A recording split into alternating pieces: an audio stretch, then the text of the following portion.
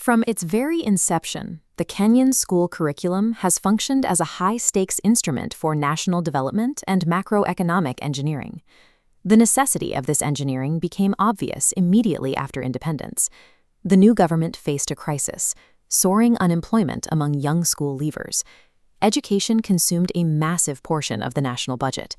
The state could not afford an academic system producing graduates without applicable skills, forcing leadership to use educational reform as a primary vehicle for national transformation. The government's goal was strict realignment.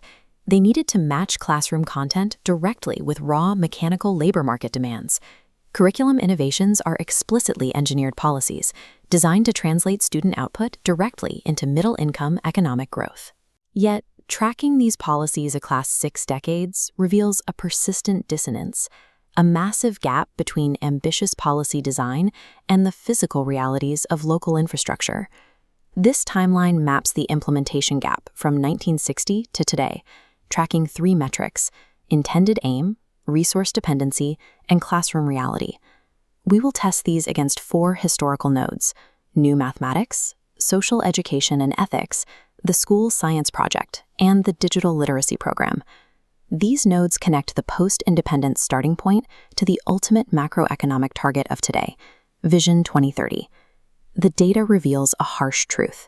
A mathematically and pedagogically sound curriculum is practically useless if it cannot survive the physical limitations of the national infrastructure. Advancing the timeline to the mid-1960s, we encounter our first node, new mathematics. The state sought to align Kenya with global teaching trends emerging in the USA and Europe. The pedagogical shift was aggressive. The Ministry of Education ordered an immediate abandonment of rote arithmetic memorization. In its place, teachers were instructed to stimulate deductive reasoning and intellectual curiosity. This visualization shows the required content shift. Traditional compartmentalization was thrown out, replaced overnight by advanced university-tier concepts like probability and matrices. Initially, introducing discovery-based learning methods brought a much-needed modernization to the standard pedagogical toolkit. But the backlash from both parents and educators was severe. Critics systematically identified the syllabus as critically overloaded, pushing mathematical abstractions that were entirely disconnected from the real-world agricultural and trade needs of the African environment. The cognitive load proved too heavy for the average child. The program was ultimately declared a failure and terminated by presidential decree in 1981.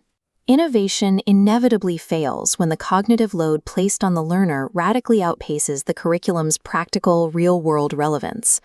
Moving the timeline back slightly to 1976, we find an entirely different kind of innovation. The Gachati report recommended a curriculum intervention to address pressing national social ills, specifically tribalism, alcoholism, and corruption. The result was Social Education and Ethics, or SEE. Its aim was behavioral, engineering rational moral decision-making so students could act responsibly for the good of society. Structurally, the syllabus expanded chronologically. It began with the basic family unit in primary school and scaled outward to complex themes of global citizenship, human dignity, and resource management. Implementation struggled immediately. Because it lacked the gravitas of science or mathematics, SEE was aggressively marginalized by school administrations, relegated to an optional subject in higher grades. By 1999, the Koch Commission observed an inherent, fatal flaw in the curriculum's design, one rooted entirely in the mechanics of the national examination system. This mock examination form visualizes the core problem. The curriculum was destroyed by a testing paradox: the impossibility of objectively evaluating and grading ethical behavior on a national scale. Ethical frameworks collapse in the classroom when they cannot be cleanly quantified by the national examination system. Progressing to the late 20th century, the Ominda Commission initiated a drive to build highly trained STEM manpower for economic development. This yielded the School Science Project, or SSP. Its mandate was clear: abandon theoretical learning in favor of rigorous, practical, inquiry-based methods. The new curriculum demanded the mastery of specific manual skills, mandating hours of woodwork, metalwork, and agricultural practice.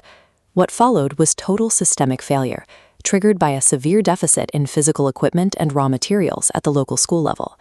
This resource drought forced educators into a pedagogical reversion state.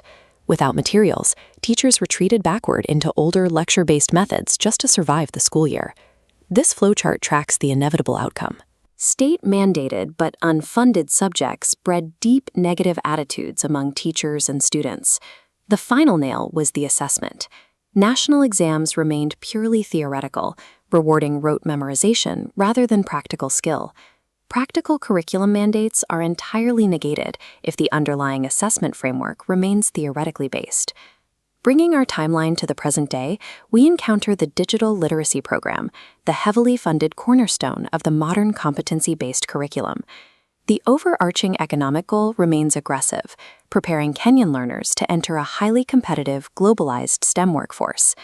The physical implementation strategy relied on the DigiSchool project, which distributed millions of laptops and tablets to primary schools nationwide. But ambitious policy intent immediately collided with harsh infrastructural reality. In many rural areas, the electricity grid remains highly inconsistent and unreliable. Furthermore, the rollout revealed a critical human capital deficit. Hardware was distributed without providing adequate teacher training on how to actually integrate that technology into daily lesson plans. Looking at this matrix, we see the physical hardware volume vastly outpacing continuous rural electricity and teacher preparedness.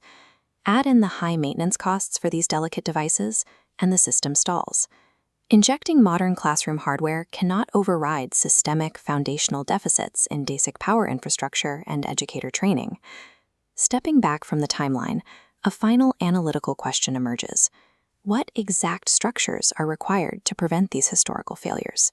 From the collapse of the new mathematics era, we extract Lesson 1, the absolute necessity of meticulous system preparation and the avoidance of hasty implementation. Excluding teachers from the foundational design phase guarantees immediate pedagogical friction the moment a curriculum is launched. From the modern digital literacy program, we extract Lesson 2, hardware is useless without human capital resourcing. Extensive pre-service and continuous in-service training are mandatory. Teachers are the ultimate delivery mechanism. An innovation they do not understand or lack the physical resources to teach will never reach the student. Finally, from the school science project, we extract Lesson 3, the non-negotiable requirement of assessment alignment. This model illustrates the dependency. A successful curriculum requires all three pillars to stand: system preparation, teacher resourcing, and assessment alignment. A failure in just the assessment pillar, testing abstract theory when physical practice is demanded, will cause the entire pedagogical structure to collapse. A curriculum's effectiveness hinges on its responsiveness to empirical evidence and local context. Education in Kenya remains a massive macroeconomic lever for national development. Ambitious national economic goals are only achievable when matched precisely with the local infrastructural realities and the rigorous pedagogical structures required to sustain them.